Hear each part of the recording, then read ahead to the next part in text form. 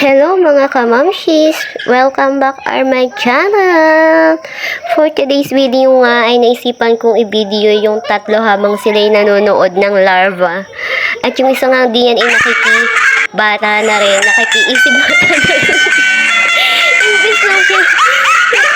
Ang saya nga namang ma-experience mga kamamshis, mga ka-idol, ng mga tong moments, yung mga sabay-sabay kayong nanonood ng movies. At habang ikay nanonood ng movies, alam nyo ba mga kamamshis, may isang nonchalant dito. At yung isa naman ay sobrang daldal. Nanonood ka na, may taga-kwento ka pa. Ayan na nga kamamshis. Sabi nga nung tita niya, alam mo ate, nanonood na ako, may taga-kwento pa ako. Sabi ko nga naman kay Ate Akisha, habang nanonood anak, huwag kang maingay, huwag kang madaldal.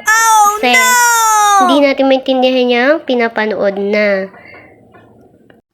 At syempre, hindi natin siya mapipigilan sa kanyang pagkukwento habang nanonood. Buti pa yung isa, nonchalant lang, busy-busy sa panonood.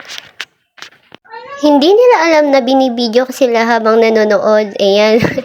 Ayan naman po si Colette. Aba anak, saan ba naman talaga ikaw nagmanat? Sobrang daldal mo. Ayan nga ang kanilang pinapanood. Larva. Bising-busy talaga yung isa, oh. Nonchalant lang talaga siya habang nanonood. Ilang beses ko na nga siyang sinaway na wag siyang maingay, pero sobrang kulit talaga niya. Sabi nga ng tita niya, nanonood na ako, may taga-kwento pa ako. San ka pa ate?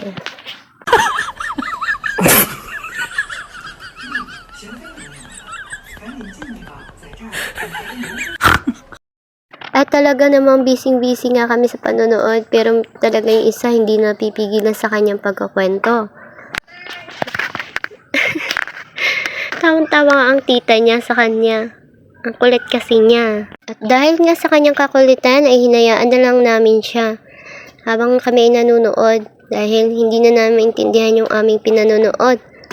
Bahala ka magkwento ng magkwento dyan, anak. Basta kami, manonood kami ng larva. At akala ko nga naman na yung isa ay natutulog na, pero may bigla na lang siyang bumangon sa kanyang higaan at nakipanood na rin ng larva. Ayan na nga ang Tito Kalen nila. Nagdagdag na ang isa. Naging 4 na sila. Busy-busy na lang talaga sa panonood.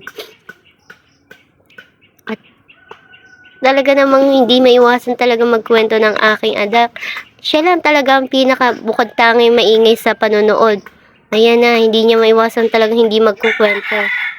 Sana naman anak ganyan ka sa school na mahilig magkakwento para naman matuwa sa'yo si mama. Wala kasi silang kaalam-alam na sila yung mga nakabidyo na mga kamamshis, Maraming salamat sa walang sawang pagsuporta sa panunood sa aking mga videos, mga kamamshis, mga ka-idol. Hanggang sa muli. Bye-bye!